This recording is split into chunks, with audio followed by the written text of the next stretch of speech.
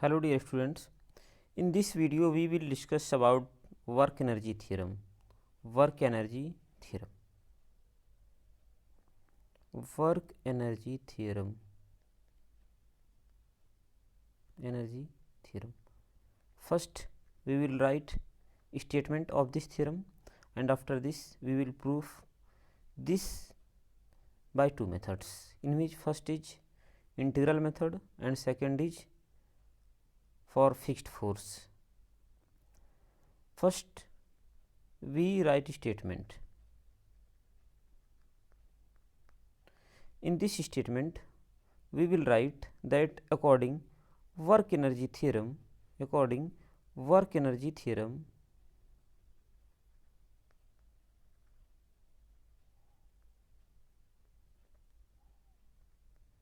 according work energy theorem, यहाँ थोड़ा समझा देते हैं फिर तब बताते हैं आप लोगों को। ये जो वर्क डन होता है, क्या होता है? Work done by the net external force that will be equal to change in kinetic energy, change in kinetic energy. ये है वर्क एनर्जी थ्योरम। क्या है? Work energy theorem. तो यहाँ से लिखेंगे according to work energy theorem, work done by the net force, work done by the net force will be equals to change in kinetic energy of any body. Clear? तो यहाँ से लिखेंगे according work energy theorem, work done by net force acting on a body is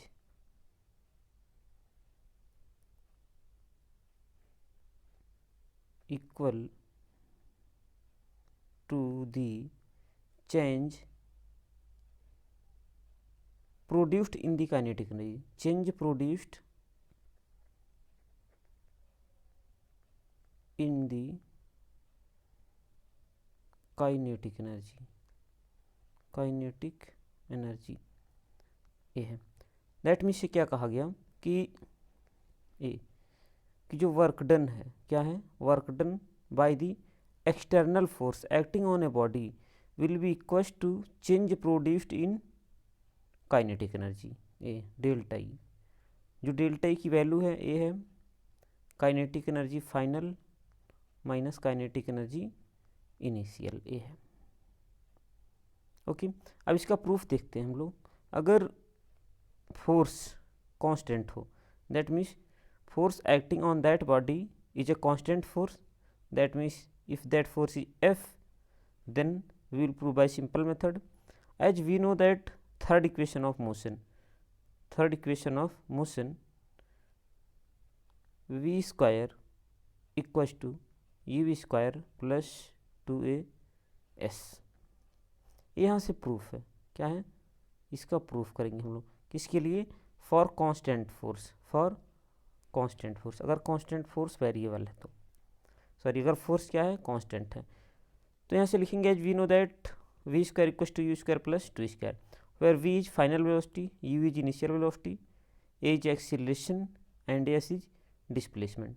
तो यहाँ से हमको calculate करना है क्या कि वर्क डन जो इक्वल होगा एक इसके इक्वल होगा चेंज इन काइनेटिक एनर्जी। यहाँ पे देखिए इसको नेक्स्ट लाइन में लिखेंगे यार, तो v square minus u square equal to 2as।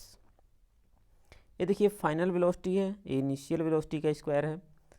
यहाँ से अगर हम लोग हाफ एम से मल्टीप्लाई कर दें बोथ साइड में, हाफ एम, तो हो जाएगा v square minus half m u square equals to m a s, ये हो जाएगा। इसके बाद इसको अगर सॉल्व किया जाए, यहाँ देखिए हाफ एम वी स्क्वायर क्या हो गया? Kinetic energy final, that means final kinetic energy, इसकी वैल्यू हो जाएगी इनिशियल काइनेटिक एनर्जी, जैसे कि आप लोग जानते हैं कि half m v square kinetic energy होता है, और इक्वल हो गया। यहाँ पे देखेंगे जो एम ए एस है, क्या है?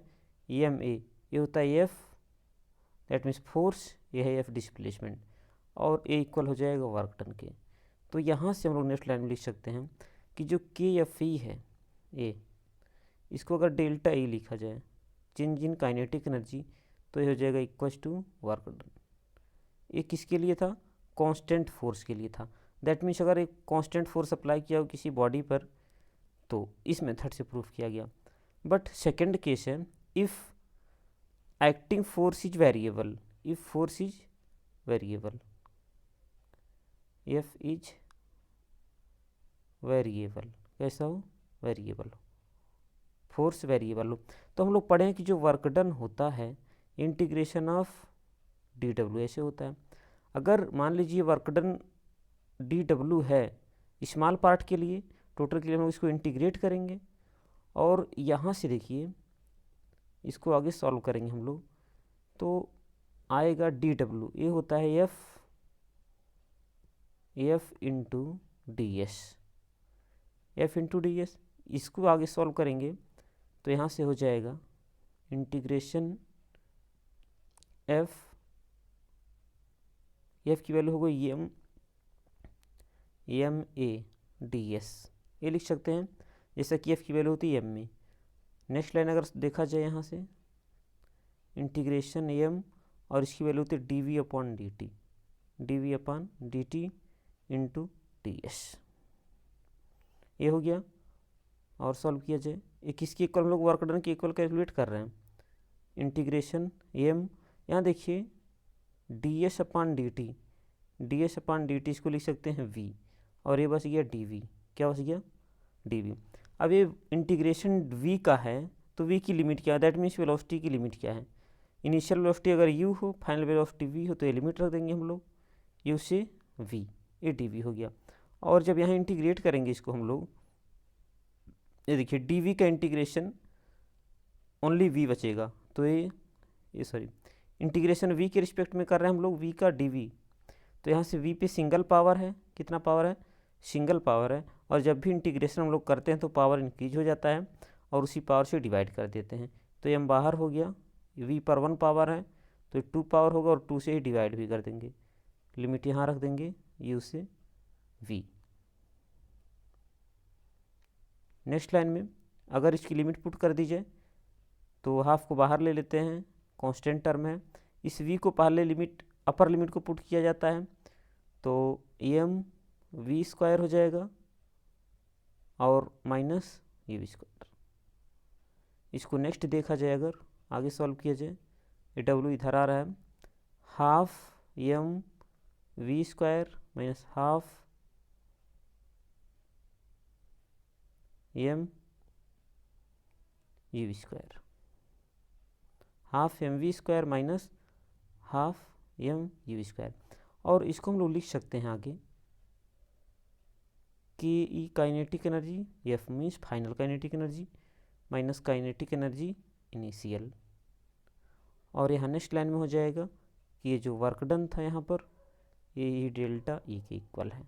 That means according to work energy theorem the work done by the net force acting on a body will be equals to the change produced in kinetic energy. That's all. Okay, video देखने के लिए thank you.